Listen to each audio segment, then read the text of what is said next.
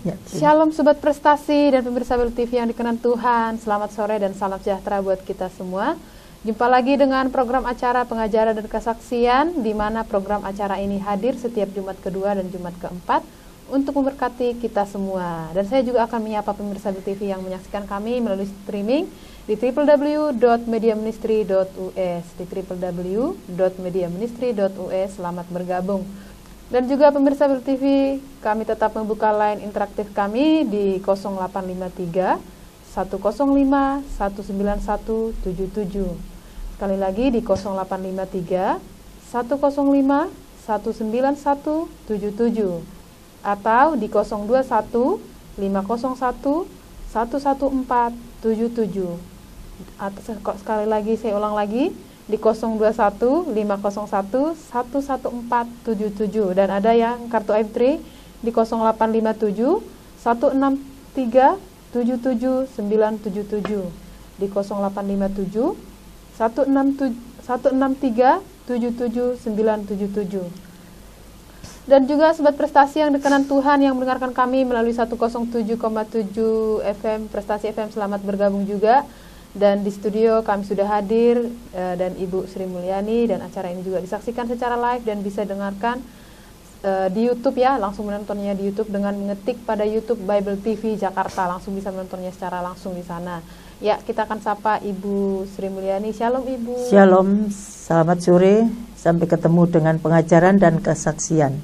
Ya, kurang lebih 60 menit ke depan kita akan mendengarkan kebenaran firman Tuhan. Untuk itu sebelum kita mulai mendengarkan, dan persilahkan waktunya untuk membawa di dalam doa.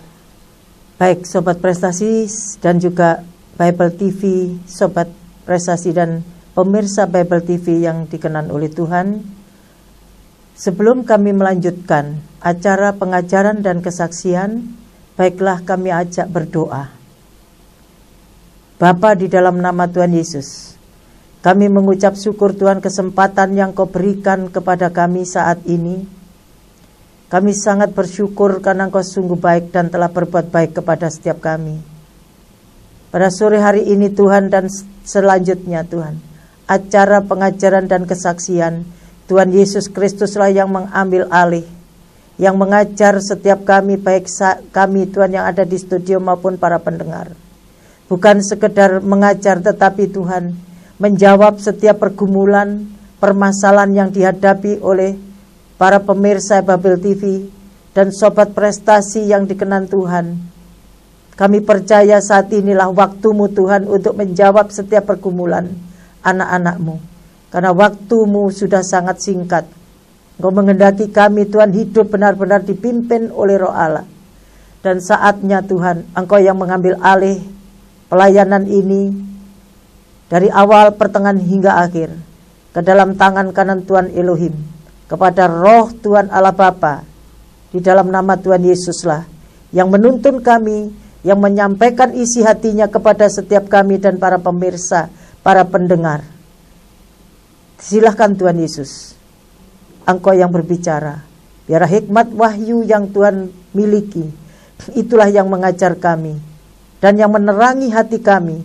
Roh hikmat pengertian turun atas kami dan para pemirsa, para pendengar, supaya kami mengerti kehendak Tuhan dengan sempurna. Terima kasih Bapa. Di dalam nama Tuhan Yesus, kami sangat bersyukur dan berterima kasih. Haleluya. Amin. Sobat Prestasi yang dikenan Tuhan dan pemirsa Bible TV, pesan Tuhan yang secara langsung, yang tadi Tuhan menyadarkan bahwa keberadaan Allah itu sangat besar. Bukan sekedar Dia menyampaikan, tapi saya merasakan Tuhan menyatakan diri pada akhir zaman ini, Sobat Prestasi. Guna apa? Orang-orang pilihan Tuhan, sekali lagi umat pilihan dan orang-orang yang sudah ditetapkan untuk diselamatkan. Tuhan sedang menyatakan dirinya kepada setiap kita di dalam rohnya. Dan Tuhan suruh menyampaikan bahwa Dia menyatakan diri yang pertama, menyadarkan kita semua supaya kita tidak terlelap atau terobsesi, terpengaruh dengan persoalan lingkungan. Tuhan sedang menyatakan seperti ini, seperti yang tertulis di dalam Bilangan pasal yang ke-16 ayat 22. Coba kita lihat di dalam Bilangan pasal 16 ayat 22. Tuhan, dengan jelas saya melihat dan merasakan bagaimana kehadiran Tuhan, sosoknya Allah itu tidak bisa tertandingi, sobat prestasi. Dia itu besar. Bukan hanya saya menyadari keberadaan dia saja, tapi saya merasakan bagaimana Tuhan suruh menyampaikan, ingatkan kepada umatku. Jangan terlelap, jangan terpengaruh, jangan merasa depresi, karena engkau sekarang sedang menghadapi pergumulan masalah. Ada yang saya merasakan saat ini, para pendengar atau pemirsa yang mengalami stres berat ataupun depresi. Karena apa? Karena engkau menganggap masalah itu besar. Itu salah, sobat prestasi. Yang maha besar itu adalah Tuhan. Siapa itu Tuhan? Firman. Ya, kalau ingin tahu kuasa firman itu, kalau sudah ada di dalam seluruh hidup kita, di dalam pikiran, di dalam roh kita, memenuhi roh kita, maka kau bisa menaklukkan semua roh yang ada di dunia ini. Itu tadi Tuhan pesan seperti itu. Engkau mampu, karena apa? Ada kuasa roh Allah yang memimpin dan mengendalikan kita, maka kita bisa menaklukkan masalah segede apapun menurut kamu. Tapi menurut Tuhan katakan bahwa semua Allah-Allah bangsa-bangsa itu hampa di hadapan Tuhan, jikalau Tuhan yang mengendalikan kita, yang memimpin kita. Coba Tuhan menyatakan apa tadi? Itu secara langsung. Saya tadi perjalanan menuju ke studio, Tuhan bicara di tengah perjalanan, nyatakan, Tuhan menyatakan dan sampaikan pesanku ini kepada setiap umat Tuhan, seluruh para pendengar dan juga pemirsa Bible TV. Silakan. Bilangan pasal yang ke-16 ayat 22. Demikian firman Tuhan. Tetapi sujudlah mereka berdua dan berkata, Ya Allah, Allah dari roh segala makhluk. Satu orang saja berdosa, masakan engkau murka terhadap segala pergumulan ini? Ya, yang saya tekankan, saya ulangi adalah bahwa ya Allah, Allah dari roh segala makhluk. Dinyatakan lagi dalam kitab Ulangan pasal 10 ayat 17. Ya, apa yang Tuhan nyatakan? Allah mula. Ya, coba dikatakan di situ sebetulnya kita itu nggak perlu depresi. Kalau kita tahu keberadaan Allah, itu adalah Allah yang maha besar. Itu bukan mulut, tetapi secara pikiranmu pun mengakui sesadar-sadarnya. Mengapa saya belum bisa menyadari keberadaan Allah itu besar? Karena manusia tidak sadar dirinya, belum menyadari dirinya itu adalah orang berdosa. Yang maksudnya bagaimana, Bu? Iya, setelah Tuhan tegur mulai dari kemarin, dan Tuhan singkapkan tentang membesarkan diri. Iblis yang mengaku-ngaku Allah, itulah yang selalu membesarkan diri terhadap Tuhan. Semua sifat-sifat baik itu dari sifat binatang yang dikatakan. Yang mengaku-ngaku diri Allah itu adalah sifat daripada Babel. Pada saat dia mengatakan, karena kekuatan kuasaku, bahkan Tirus mengatakan aku adalah Allah, itulah yang disebut membesarkan diri. Sehingga itu tidak menyadari manusia itu 2 minggu lalu ya. Manusia tidak merasa bahwa dirinya itu berdosa. Karena memang manusia sudah pikirannya sudah diracuni oleh perkataan iblis ular yang mengatakan bahwa kamu akan menjadi seperti Allah. Sehingga dari situlah manusia itu enggak menyadari dirinya itu orang berdosa, sehingga tidak menyadari keberadaan Allah yang ada di dalam pribadi setiap kita. Itu sebabnya sobat prestasi, perlunya ada pertobatan itu yang disebut sadar diri yang saya katakan. Itulah yang menyebabkan saya bisa melihat secara kasat roh, mata rohani saya tercelik, terbuka secara sadar. Karena tadi pagi saya benar-benar mengakui, ya Tuhan, semua sifat daripada Lucifer itu membesarkan diri. Mengaku-ngaku Allah itu artinya membesarkan diri, menganggap diri harus dihormati. Kalau tidak dihormati, disepelekan, stres, depresi. Itu adalah sifat Lucifer yang harus dikeluarkan. Harus sadar diri, itu adalah yang dikatakan manusia daging terjual di bawah kuasa dosa. Jadi di dalam roh manusia itu dikomando atau diperintah oleh iblis. Selalu dia mengatakan kamu diremehkan, kamu direndahkan, kamu disakiti, kamu dikecewakan. Dan itu aja perkataan-perkataan ular yang selalu mengintervensi sobat prestasi yang tidak disadari. Sehingga itu yang menyebabkan kau stres, nangis. Rasanya nggak kuat, bukan kuat atau enggak. Sadar nggak bahwa kamu itu saat kau depresi merasa kamu bisa, kamu mampu, itu congkak. Itu yang Tuhan nggak suka. Itulah pikiran manusia yang sudah terkutuk. Karena ambil keputusan daripada Hawa, mengambil keputusan-keputusan yang salah, yaitu yang diambil dari perkataan ular itu. Sehingga sampai itulah yang perlu kita akui, sobat prestasi. Perlu kita sadari, itu dosa warisan itu yang harus yang turun-temurun itu yang harus dibersihkan oleh tubuh darah Kristus yang ada di dalam diri kita masing-masing. Silakan baca Ulangan pasal yang ke-10 ayat yang ke-17. Ulangan pasal 10 ayat 17, demikian firman Tuhan.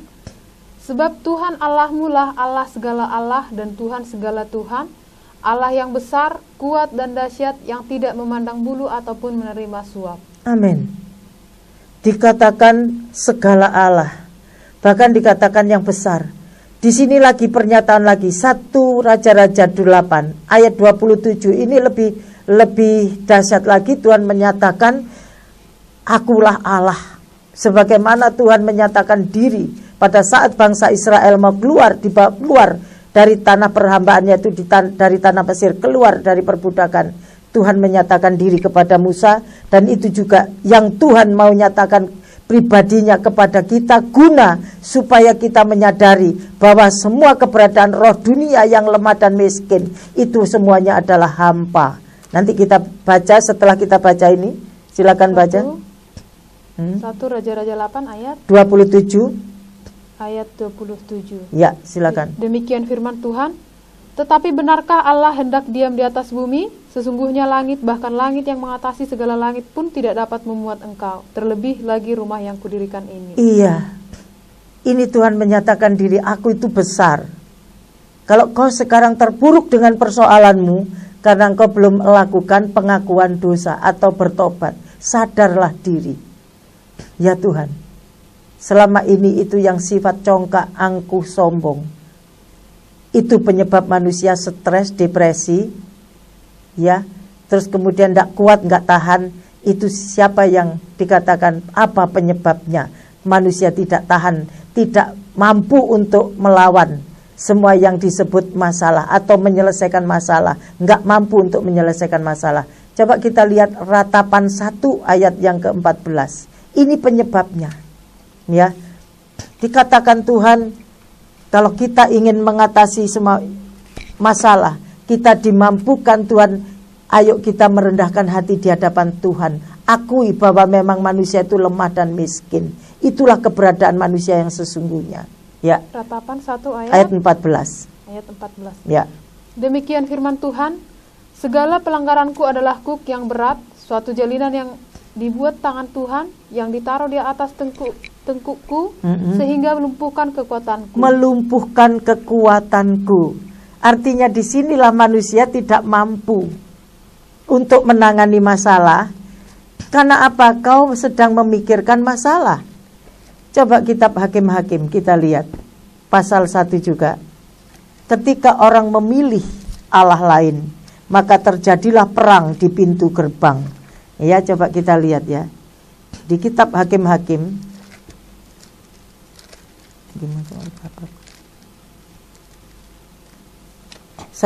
Hakim-Hakim 5 ayat 8. Ya. Hakim-Hakim 5 ayat pasal 5 ayat 8. Silakan baca. Demikian firman Tuhan.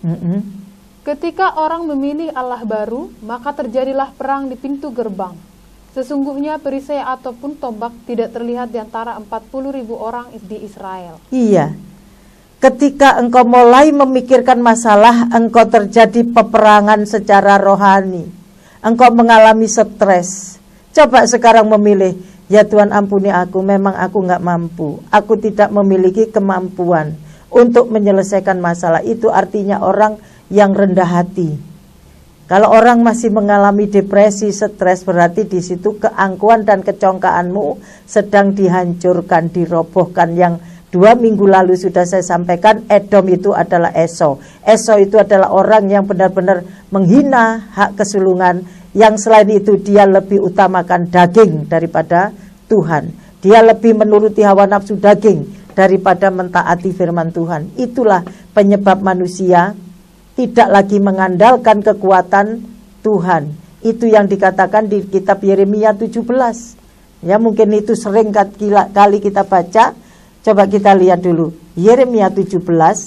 Terkutuklah lah ini pikirannya, karena nggak merasa perlu mengakui Tuhan. Tuhannya nggak ada soalnya, menurut pikiran manusia yang belum bertobat. Mana sih Tuhan? Seringkali orang-orang mengatakan demikian. Sering-sering kali saya dengar itu, ada nggak sih sebetulnya Tuhan? Nah ini nih, orang yang tidak, itu tadi yang membesarkan diri, yang menganggap dirinya tidak berdosa, menganggap Tuhan juga tidak ada. Ya, Yeremia 17. Kita lihat ayat yang berapa? 5 mulai Yeremia 17 sampai 6. Ayat 5 sampai 6. Ya. Demikian firman Tuhan. Beginilah firman Tuhan, terkutuklah orang yang mengandalkan manusia, yang mengandalkan kekuatannya sendiri, dan yang hatinya menjauh daripada Tuhan. Iya. Ia akan seperti semak bulus di padang belantara. Ia tidak akan mengalami datangnya keadaan baik.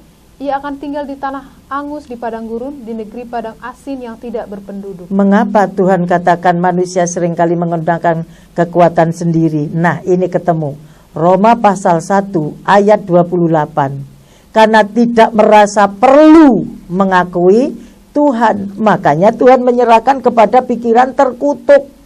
Makanya manusia pada umumnya untuk menyelesaikan masalah dengan menggunakan kekuatan sendiri, mengandalkan manusia. Makanya sering kecewa dan kecewa. Siapa suruh mengandalkan manusia? Siapa suruh mengandalkan kekuatan sendiri? Kan firman Tuhan ada. Berbahagialah, ayat yang diberkatilah orang yang mengandalkan Tuhan. Itu kan perintah Tuhan. Yang harus kita, apa Bu artinya kita mengandalkan Tuhan? Itu nanti akan saya bawa. Silakan baca dulu di dalam Roma pasal yang pertama ayat 28 aja. Setelah itu bagaimana cara kita bisa mengandalkan Tuhan? Kita nanti lihat di dalam 1 Yohanes pasal 3. Tolong dicatat. Ayatnya yang keempat nanti kita 3 dan 4. Ya, sekarang baca dulu di dalam Roma pasal 1 ayat 28. Ini bukti kecongkaan, kesombongan. Silakan. Ya, demikian firman Tuhan, Roma pasal 1 ayat 28. Dan karena mereka tidak merasa perlu untuk mengakui Allah, maka Allah menyerahkan mereka kepada pikiran-pikiran yang terkutuk, sehingga mereka melakukan apa yang tidak pantas. Iya, coba lanjutkan 29 saja.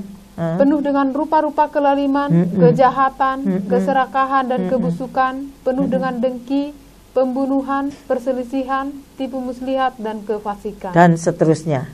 Iya.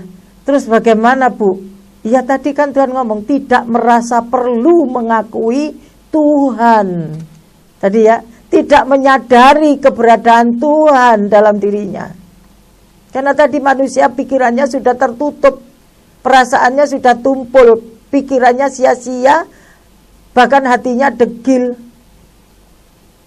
Itu yang Tuhan mau bersihkan dalam diri kita, supaya kita menyadari, dan itu menyadari sesadar-sadarnya bahwa Allah itu adalah bukan hanya maha besar, tapi dia adalah Allah, adalah Raja.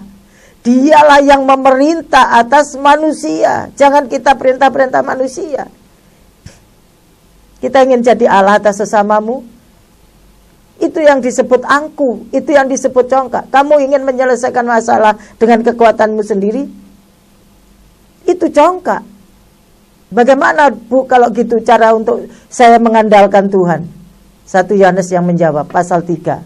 Ya, silakan. 1 Yohanes pasal 3 ayat 3 dan 4. Ayat 3 dan 4. Setiap orang yang menaruh pengharapan itu kepadanya menyucikan diri sama seperti Dia yang adalah suci. Iya. Setiap orang yang berbuat dosa melanggar juga hukum Allah, sebab dosa ialah pelanggaran hukum Allah.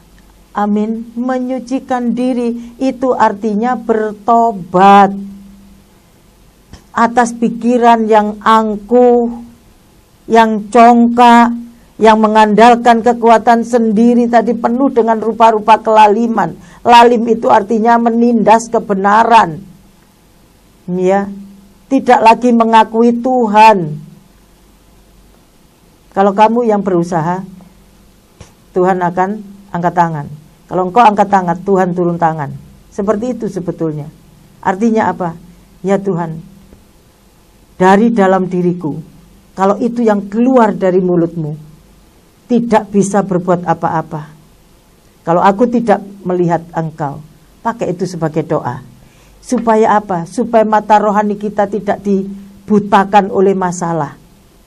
Ya, kalau pikiran masih dibutakan oleh masalah, mikirin masalah macam-macam, masalah utang, masalah uang, masalah anak, masalah suami, itu yang membuat manusia tidak percaya, yang dibutakan oleh ilah-ilah zaman. Maka untuk meraih kepada status yang disebut percaya, itu melalui bertobatlah dan percayalah. Jadi jangan kita hanya cuman aku percaya, sementara engkau masih mikirin masalah. Itu belum kriteria orang percaya. Karena kriteria orang percaya 2 Korintus pasal 4, ya, kita lihat di sana. Itu adalah pikirannya tidak lagi buta, tapi benar-benar melihat apa yang Allah Bapa sedang kerjakan. Sehingga kita tidak ragu lagi, tidak lagi dapat berdalih. Ayo kita lihat 2 Korintus 4 ayat 2 dan 3 sampai 4. Boleh sampai 4. Ini kriteria yang disebut orang percaya, ya. Harus melalui fase yang disebut bertobatlah dan percayalah. Itu Markus 1, ya, ayat 15. Nggak usah kita baca, cukup Sobat Prestasi dan pemirsa Bible TV catat. Ya, Markus 1 ayat 15. Kita baca di 2 Korintus pasal 4 ayat 2 sampai 4. Ya. 2 Korintus 4 ayat 2 sampai 4. Demikian firman Tuhan. Tetapi kami menolak segala perbuatan tersembunyi yang memalukan. Kami tidak berlaku licik dan tidak memalsukan firman Allah. Sebaliknya kami menyatakan kebenaran dan dengan demikian kami menyerahkan diri kami untuk dipertimbangkan oleh semua orang di hadapan Allah. Jika Injil yang kami beritakan masih tertutup juga, maka ia tertutup untuk mereka yang akan binasa, yaitu orang-orang yang tidak percaya, yang pikirannya telah dibutakan oleh ilah zaman ini, sehingga mereka tidak melihat cahaya Injil tentang kemuliaan Kristus yang adalah gambaran Allah. Iya, tidak percaya, ya. Karena apa? Karena pikirannya dibutakan oleh masalah. Karena tadi manusia sudah mengakui yang dikatakan bahwa buah pengetahuan baik dan jahat ini baik untuk dimakan dan sedap kelihatannya dan memberi pengertian. Nah, dari situlah mulai buta itu manusia. Buta rohani. Perasaannya tumpul, pengertiannya gelap, pikirannya sia-sia, atau yang disebut pikirannya terkutuk. Itu perlu ada pembenahan, perlu ada pemberesan di hadapan Tuhan. Nggak langsung kita instan mulutnya percaya, hatinya bergejolak, pikirannya kemana-mana. Itu namanya belum percaya. Karena kriteria percaya tadi apa? Pikirannya tidak lagi tertutup. Ini firman Tuhan yang mengatakan, ya, yaitu orang-orang yang tidak percaya, ayat 4-nya, yang pikirannya telah dibutakan oleh ilah zaman ini, sehingga mereka tidak melihat cahaya Injil tentang kemuliaan Tuhan. Coba kita lihat lagi Roma 1 ayat 20. Kita di mata rohani kita akan dicelikkan setelah kita bertobat. Roma 1 ayat 20. 20 saja. Setelah itu nanti balik lagi ke 2 Korintus 3, nanti dibaca mulai ayat 14 sampai 16. Supaya selubung kita itu dibuka. Roma 1 ayat 20. Ya, yang demikian firman Tuhan. Agak keras sedikit. Sebab apa yang tidak nampak daripadanya, yaitu kekuatannya yang kekal dan keilahiannya, ya, dapat nampak kepada pikiran dari karyanya sejak dunia diciptakan, sehingga mereka tidak dapat berdalih. Iya. Jadi artinya tidak dapat berdalih itu ya percaya penuh. Jadi percaya yang penuh, percaya yang tidak goyah, ya, tidak gelisah. Itu kriterianya orang percaya. Dan kalau kita sudah percaya, artinya pikiran sudah hanya cuma tertuju kepada firman, dan pikiran dan hatinya ditempati firman, maka itulah yang tidak goyah. Itu penyebabnya manusia tidak lagi pikirannya terkutuk. Karena apa? Menyadari keberadaan Allah, bahwa Allah itu besar. Jadi bukan mulutnya saja yang percaya, karena ketika kita menjadi percaya maka Tuhan bertindak. Itu kata kitab Mazmur 37. Ya, itu pasti terjadi mujizat kedua. Dan kriteria percaya inilah yang harus kita lakukan melalui proses pertobatan. Jadi nggak ada instan, aku percaya, aku sudah percaya. Dan itu kesaksian saya dulu. Seperti orang-orang yang awam, seperti orang bodoh nggak ngerti. Tuhan, aku kan sudah percaya Tuhan Yesus, kenapa kok belum terjadi mujizat?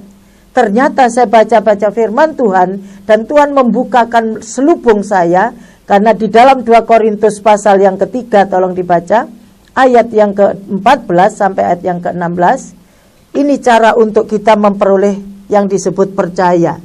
Ya, supaya pikiran kita itu terbuka, selubung yang dari dalam kita yang menutupi hati kita, pikiran kita itu dibuka. Coba dibaca 2 Korintus 3 ayat 14 sampai 16. 14 sampai 16, demikian firman Tuhan. Tetapi pikiran mereka telah menjadi tumpul, sebab sampai pada hari ini selubung itu masih tetap menyelubungi mereka. Jika mereka membaca perjanjian lama itu tanpa disingkapkan, karena hanya Kristus saja yang dapat menyingkapkannya. Iya. Bahkan sampai pada hari ini, setiap kali mereka membaca kitab Musa, ada selubung yang menutupi hati mereka. Tetapi apabila hati seorang berbalik kepada Tuhan, iya, maka selubung itu diambil daripadanya. Amin. Diambil daripada kita. Kalau kita berbalik, itu apa artinya? Bertobat. Jadi ini harus kita pahami betul. Kalau kita mengatakan aku orang percaya, tapi engkau belum bisa menyaksikan apa yang kau percayai, itu semua pembohong. Itu namanya orang masih belum percaya, itu bohong percayanya. Jangan kita asal ngomong percaya dan percaya, tapi buktikan bahwa saya mempercayai firman ini dan firman ini terjadi. Itu namanya menyaksikan firman itu Allah, dan firman itu sendirilah yang punya kuasa dan yang harus berkuasa di dalam seluruh kehidupan kita. Firman yang harus menguasai kita, bukan perkataan ular yang menguasai kita, bukan pendusta yang menguasai kita. Makanya Tuhan katakan dalam 1 Yohanes pasal yang kita lihat Yohanes pasal yang keempat ayat 10. Ya. 1 Yohanes pasal yang ke-4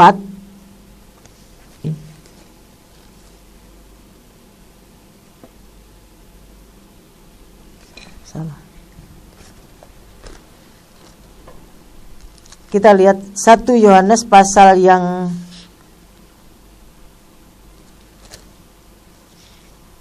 ayat 15. 55 ayat 10. 1 Yohanes 5 ayat 10. Ya, yang betul.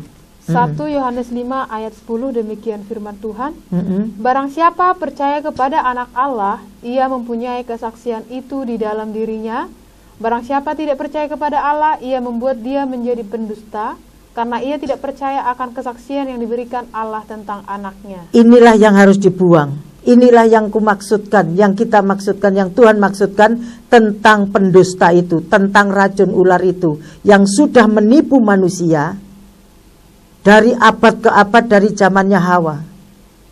Ya, kita harus membuang semua yang disebut perkataan ular yang berbohong, yang membohongi manusia. Bahkan manusia pun juga ikut-ikut jadi kayak pembohong.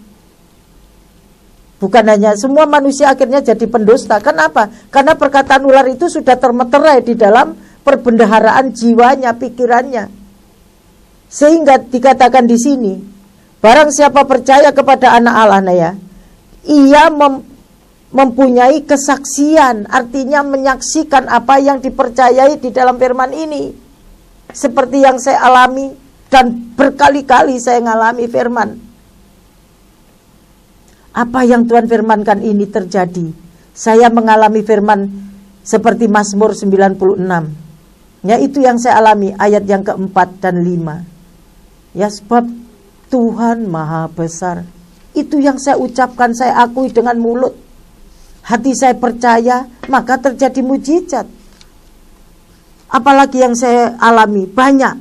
Filipi 4:19 itu bukan hanya cuman slogan, tetapi ketika saya ucapkan firman ini menjadi kenyataan. Karena apa? Karena Roh Kudus yang nuntun saya untuk saya mengatakan firman itu. Ya. Inilah yang disebut karena apa? Karena ketika kita bertobat, maka Tuhan katakan, perbaikilah tingkah lakumu dan perbuatanmu, maka aku diam di tengah-tengah kamu. Jadi melalui pertobatan itulah firman itu mendapat tempat di dalam hati dan pikiran manusia. Sehingga ketika kita memperkatakan firman Tuhan, maka Tuhanlah yang melakukan semua itu. Itu yang disebut saya menyaksikan. Maka perlu kita buang semua yang disebut berbagai macam tipu daya dosa. Ya, ingat bahwa Hawa telah diperdaya oleh ular dalam pikirannya. Dari situlah pikiran manusia itu tidak lagi ditempati firman. Maka perlu pikiran itu dibersihkan oleh firman, supaya firman menyucikan dan supaya firman itu menempati pikiran dan hati, sehingga kita bisa menyaksikan apa yang Tuhan firmankan kepada kita. Sobat prestasi yang dikenan Tuhan, bahkan pemirsa Bible TV, kalau ingin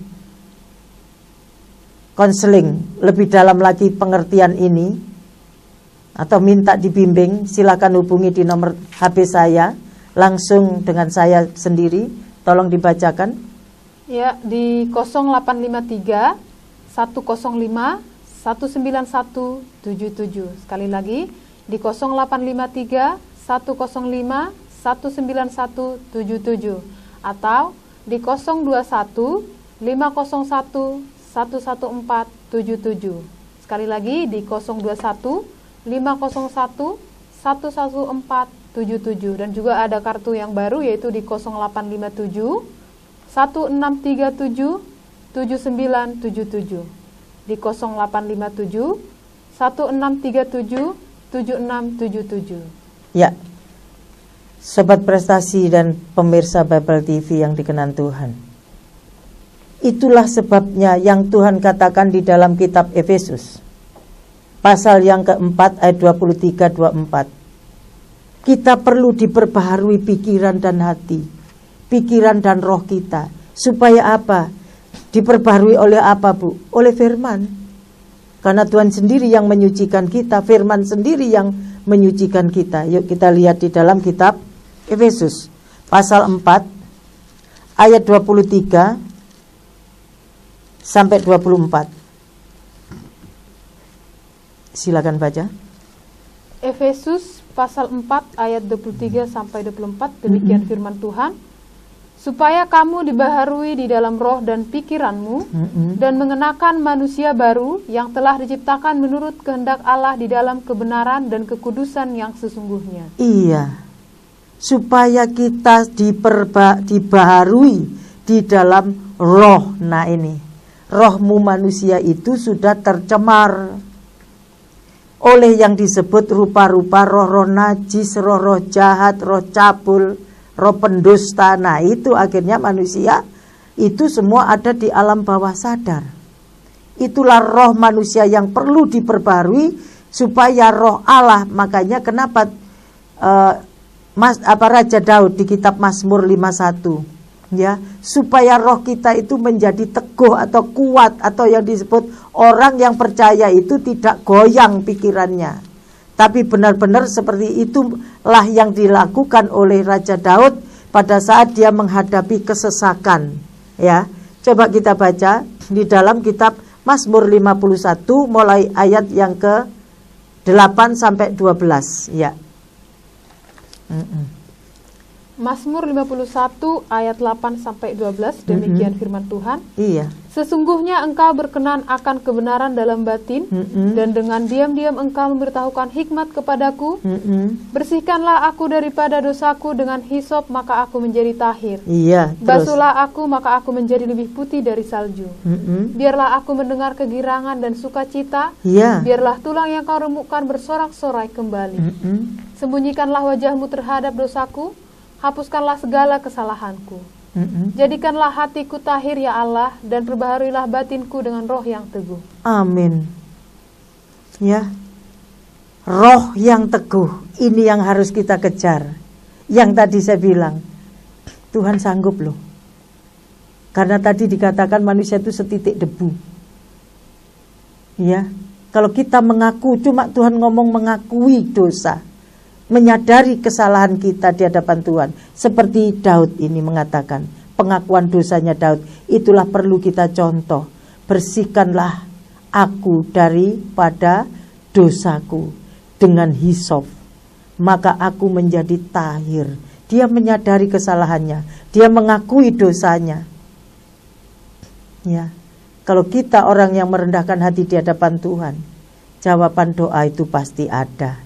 Karena Tuhan katakan, orang yang Tuhan mengingat akan kerendahan kita. Artinya Tuhan tahu kok kita itu debu, dan manusia itu memang gak bisa apa-apa.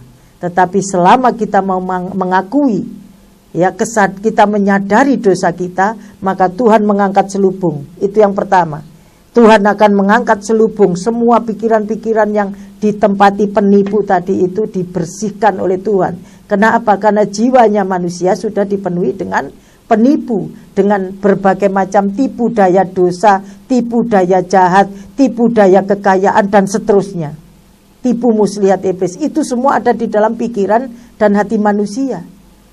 Maka manusia itu tidak akan bisa melakukan kebenaran tanpa ada penyucian, pengudusan yang Tuhan kerjakan melalui firman-Nya tadi di Efesus pasal 4 ayat 24.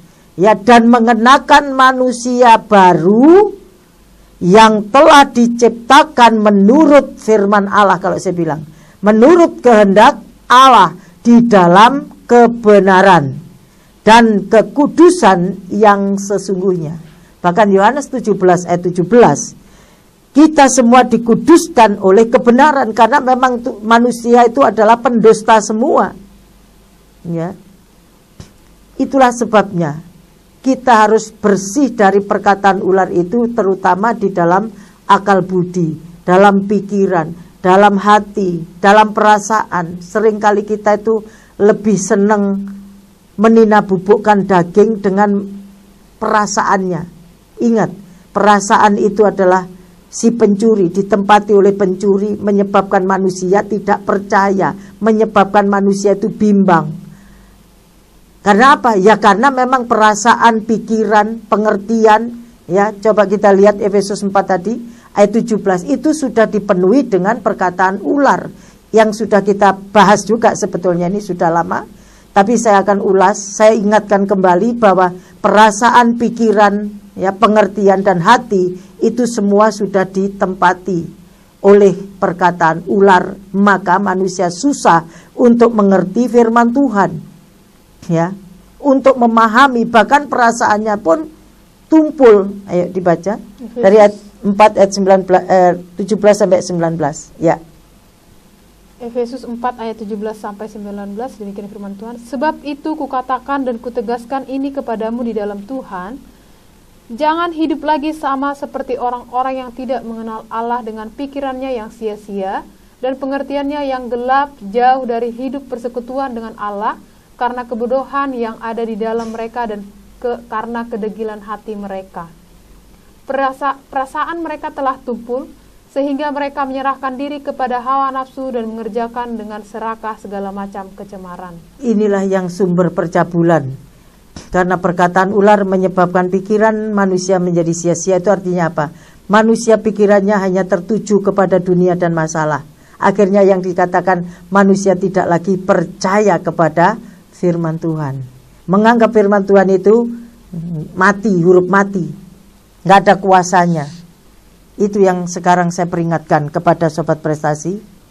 Dengar baik-baik bahwa ketika kita mulai menjauhkan diri dari Tuhan, ketika ada masalah, engkau tidak lagi merendahkan hati di hadapan Tuhan seperti Raja Daud tadi.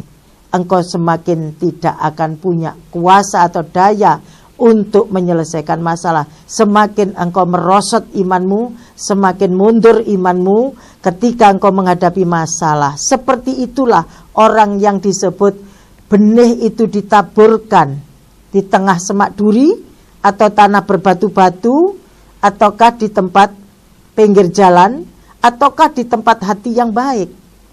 Silahkan itu. Kalau tanah yang baik gembur, ketika firman disampaikan, dan firman itu merubah, dikatakan tadi, membaharui hati dan pikiran kita, maka firman itu akan menempati kita, menyebabkan kita adalah orang yang berakar di dalam Kristus, dan mempercayai apa yang Tuhan Yesus firmankan, maka terjadilah mujizat. Tadi dikatakan ketika hati orang berbalik, karena tadi hatinya apa? Hati mereka itu menjadi degil. Degil itu artinya hanya fokus kepada masalah, tidak lagi mempercayai Tuhan, tidak lagi ada tempatnya firman. Yang ada degil itu adalah perkataan ular yang ada. Itu sebabnya dari dalam hati timbul pikiran jahat dan seterusnya. Itulah yang perlu diperbaharui, roh dengan roh yang teguh tadi. Ya, itu harus dikerjakan setiap hari. Bukan hanya pada saat ada masalah cari Tuhan, nggak ada masalah, zona nyaman, sudah nggak mau cari Tuhan lagi. Kolose 3 ayat yang ke-10. Kolose 3 ayat yang ke-10. Kolose 3 ayat ke-10, demikian firman Tuhan. Dan telah mengenakan manusia baru yang terus-menerus diperbaharui untuk memperoleh pengetahuan yang benar menurut gambar kaliknya. Amin. Ya, Tuhan tadi menyatakan dirinya roh manusia yang penuh dengan rupa-rupa yang tadi dikatakan, baik itu roh-roh jahat, roh-roh najis, roh cabul, roh pembohong. Dan itu yang harus dilepaskan, roh yang disebut penghujat, ya, dan seterusnya. Itu semua ada di dalam roh manusia daging. Dan itulah yang harus diakui dan harus dibersihkan oleh roh Tuhan Allah Bapa. Itulah yang Tuhan katakan pada akhir zaman ini Tuhan sedang mencurahkan rohnya ke semua orang. Yoel, itu bukti tadi Tuhan berbicara itu sepanjang jalan, ya, kepada saya, dan itu jelas banget. Sampai saat ini saya merasakan bagaimana manusia yang sudah ditetapkan Tuhan untuk diangkat atau yang disebut dipimpin oleh Roh Allah untuk menjadi anak-anak Allah adalah kriterianya di dalam roh manusia itu benar-benar itu roh Allah yang berkuasa atas kita semua, atas manusia itu. Yang dikatakan di dalam kitab Roma pasal yang ke-8. Kita lihat Roma pasal 8 ayat 13 ayat 14. Jangan kita ngomong anak Allah, tapi kamu masih dipimpin oleh dagingmu, itu adalah masih bohong. Ya, belum yang disebut orang percaya, masih itu anak-anakan. Kenapa? Kalau anak Tuhan, roh Allah, anak Allah, pasti tidak ada permusuhan. Roma 8 ayat 13 sampai ayat 14. Roma 8 ayat 13 sampai 14, demikian firman Tuhan. Sebab jika kamu hidup menurut daging, kamu akan mati. Tetapi jika oleh roh kamu mematikan perbuatan-perbuatan tubuhmu, kamu akan hidup. Semua orang yang dipimpin roh Allah adalah anak Allah. Amin. Dan ini Tuhan bicara di ayat 15-nya. Pengertiannya saya akan jelaskan. Silakan baca. Sebab kamu tidak menerima roh perbudakan yang membuat kamu menjadi takut lagi, tetapi kamu telah menerima roh yang menjadikan kamu anak Allah. Oleh roh itu, kita berseru, ya Aba, ya Bapa. Iya. Sepanjang jalan tadi ketika roh Allah menyatakan itu kepada saya mengatakan, Bapa, engkau baik. Sepanjang jalan tadi saya ngomong begitu. Karena roh Allah yang mengendalikan, itu memang saya minta. Semua roh-roh perbudakan itu apa sih sebetulnya? Siapa sih? Itulah yang dikatakan Tuhan, roh perbudakan itu sama dengan roh hamba. Ada di dalam Galatia pasal 4 ayat 25. Kita lihat. Galatia bukan hanya itu saja, roh perbudakan itu adalah yang Tuhan katakan roh dunia yang lemah dan miskin, sehingga engkau memperhambakan diri kepada roh dunia itu, menyebabkan kamu miskin, menyebabkan kamu lemah. Kenapa kamu untuk mentaati roh dunia? Tuhan katakan, Tuhan sudah memberikan rohnya, kok kenapa kita berbalik dan memperhambakan diri kepada Allah-Allah yang pada hakikatnya bukan Allah? Salah siapa? Dan jangan salahkan Tuhan. Silakan baca dulu. Galatia pasal 4 ayat yang ke-25. Boleh dari ayat 23 sampai 25. 23 sampai 25. Iya. Demikian firman Tuhan. Tetapi anak dari perempuan yang menjadi hambanya itu diperanakkan menurut daging, dan anak dari perempuan yang merdeka itu oleh karena janji. Terus. Ini adalah suatu kiasan, sebab kedua perempuan itu adalah dua ketentuan Allah. Yang satu berasal dari gunung Sinai dan melahirkan anak-anak perhambaan, itulah Hagar. Amin. Hagar Terus. ialah gunung Sinai di tanah Arab, dan ia sama dengan Yerusalem yang sekarang, karena ia hidup dalam perhambaan dengan anak-anaknya. Amin. Tetapi Yerusalem, ya terus. Tetapi Yerusalem surgawi adalah perempuan yang merdeka, dan ialah ibu kita. Amin. Roh perhambaan, roh dunia yang lemah miskin, itulah roh yang dikatakan Yerusalem. Roh yang ada, yang Tuhan kiaskan, Tuhan pakai perumpamaan. Yerusalem sekarang ini. Makanya kenapa nanti itu kita merindukan Yerusalem baru. Yerusalem baru adalah bukan lagi roh perhambaan lagi, tapi roh yang merdeka. Artinya Yerusalem surgawi itu adalah pribadi Allah Bapa di dalam Tuhan Yesus Kristus. Roh Yerusalem lama itu berbicara roh perhambaan dosa, seperti Mesir, seperti Babel, seperti roh Kasdim, seperti roh Esau, roh Edom. Itu semua roh perhambaan, diperbudak oleh kedagingannya. Makanya tadi kan Galatia pasal 5 juga dikatakan apa? Ayat yang ke-16 sampai ayat 18. Iya. Ayat 16 sampai 18. Ya. Galatia 5 ayat 16 sampai 18. Demikian firman Tuhan. Maksudku ialah, hiduplah oleh roh, maka kamu tidak akan menuruti keinginan daging. Iya, terus. Sebab keinginan daging berlawanan dengan keinginan roh, dan keinginan roh berlawanan dengan keinginan daging. Karena keduanya bertentangan. Sehingga kamu setiap kali tidak melakukan apa yang kamu kehendaki. 18. Akan tetapi jikalau kamu memberi dirimu dipimpin oleh roh, maka kamu tidak hidup di bawah hukum Taurat. Inilah perhambaan. Hukum Taurat itu pengertiannya adalah jangan ada Allah lain. Allah lainlah yang memperhamba kamu. Artinya apa? Kedagingan kita menuruti keinginan daging, hawa nafsu daging, makanya diperhamba oleh roh dunia yang lemah dan miskin. Roh itu yang harus kita akui di hadapan Tuhan. Yang dikatakan tadi, Tuhan ajari saya sepanjang jalan. Tuhan, aku gak mau Tuhan diperbudak oleh roh dunia, sesuai dengan pengertian Tuhan. Ya Tuhan, itu roh manusia dagingku Tuhan, yang ditempati oleh roh yang disebut Yerusalem lama atau roh perhambaan tadi.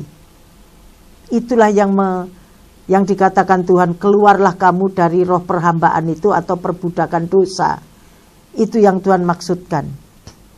Yaitu kedaginganmu ini loh, yang dipimpin oleh roh, dikatakan terjual di bawah kuasa dosa. Kenapa kok kita disuruh matikanlah yang tadi ya, di dalam oleh roh kamu mematikan perbuatan-perbuatan daging, maka kamu akan hidup. Firman inilah yang harus menempati kita supaya kita itu benar-benar merdeka. Karena di mana ada roh Allah, di situ ada kemerdekaan. Kalau di dalam kita masih ada roh-roh dunia yang lemah dan miskin, kata Galatia 4 kita lihat ayat yang ke-8, maka engkau sedang ada di dalam perhambaan, masih ada dalam pembuangan kalau Tuhan ngomong. karena dia telah berlaku tidak setia kepada Allah. Coba kita lihat Galatia 4. Ini yang harus kita akui, ya Tuhan, aku yang memperhambakan diri kepada Allah-Allah yang pada hakikatnya bukan Allah. Itu yang dikatakan raja-raja yang mengaku-ngaku Allah. Itulah iblis, itulah Lucifer, itu yang disebut Tirus, itu yang disebut Mesir. Semua iblis itu semua ngaku-ngaku Allah. Itu yang dikatakan Tuhan. Di dalam hukum Taurat ada dikatakan, aku adalah, jangan ada Allah lain di antaramu. Karena di dalam manusia sendiri itu ada Allah-Allah yang memerintah manusia daging. Ya, baca dulu ayat 8 sampai 10. Galatia 4 ayat 8 sampai 10, demikian firman Tuhan. Dahulu ketika kamu tidak mengenal Allah, kamu memperhambakan diri kepada Allah-Allah yang pada hakikatnya bukan Allah. Ya, terus. Tetapi sekarang sesudah kamu mengenal Allah, atau lebih baik, sesudah kamu dikenal Allah, bagaimanakah kamu berbalik lagi kepada roh-roh dunia yang lemah dan miskin dan mau mulai memperhambakan diri lagi kepadanya? Kamu dengan teliti memelihara hari-hari tertentu, bulan-bulan, masa-masa yang tetap dan tahun-tahun. Iya, roh dunia itu yang mana sih, Bu? Coba kita lihat sih, Galatia pasal 5 ayat 19, Kolose 3 aja dulu. Kolose 3 ayat yang kelima. Kita lihat. Kolose 3 ayat 5 saja. Demikian firman Tuhan. Karena itu matikanlah dalam dirimu segala sesuatu yang duniawi, yaitu percabulan, kenajisan, hawa nafsu, nafsu jahat, dan juga keserakahan yang sama dengan penyembahan berhala. Iya, suruh matikan semua yang tadi, yang duniawi, yaitu Tuhan sebut dulu percabulan. Karena memang pikiran manusia itu tidak lagi ditempati firman, tetapi diri sendirilah yang menjadi Allah atas diri sendiri. Itu sama seperti Mesir, sama seperti Tirus, sama seperti Babel yang mengaku-ngaku Allah. Inilah penyebabnya manusia tidak bisa yang disebut percaya kepada firman Tuhan. Masa sih? Ini kan huruf mati. Tuhan katakan lagi di dalam Kolose 2, bagaimana Bu supaya aku bebas dari roh dunia ini? Jawabannya ada di dalam Kolose pasal 2 ayat 20 sampai 22.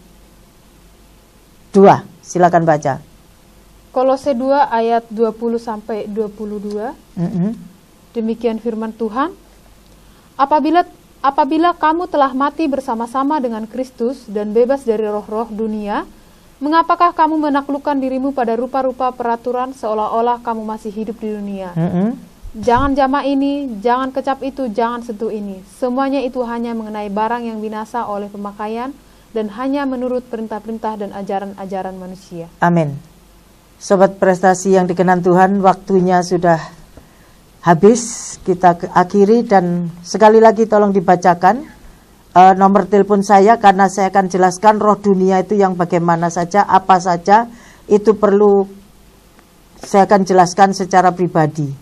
Karena saya tidak akan menjelaskan di sini karena terlalu lama waktunya, maka saya persilakan untuk Sobat Prestasi hubungi di nomor HP saya. Iya, Sobat Prestasi ya dimanapun berada saat hari ini, kita masih tetap membuka line, yaitu di 0853 105 19177, 0853 105 19177, atau di 021 501 11477, 021 501 11477, dan satu lagi di 0857 1637 7977, 0857 1637 7977. Ya, Sobat Prestasi, sebelum kami akhiri, saya ajak untuk berdoa.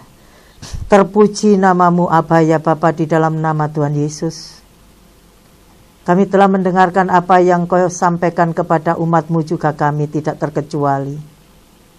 Kami sungguh mengagumi kebaikan-Mu atas kami, dan Engkau tidak memperhitungkan siapa kami Tuhan, karena Kau tahu bahwa kami semua adalah debu. Roh-Mu lah yang memberi kami hidup. Daging sama sekali tidak berguna. Biarlah saat ini pendengar tidak lagi memfokuskan diri kepada hal dunia yang sia-sia, Tetapi Tuhan, kami berdoa dari tempat ini, biarlah para pemirsa Babel TV pun para pendengar Sobat Prestasi dimanapun mereka berada, supaya mereka Tuhan lebih condong hati kepada hal-hal yang rohani, yaitu memikirkan hal-hal yang Engkau firmankan kepada kami Tuhan. Silahkan Tuhan Yesus, Engkau yang melawat umat-umat-Mu yang bermasalah saat ini. Kami tahu ketika mereka berbalik, maka selubung itu Tuhan Engkau angkat daripadanya. Dan itu sebabnya Tuhan, kami perlu adanya pertobatan. Biarlah kuasa Roh-Mu yang tidak terbatas itu Tuhan, yang sanggup menginsafkan dunia akan dosanya.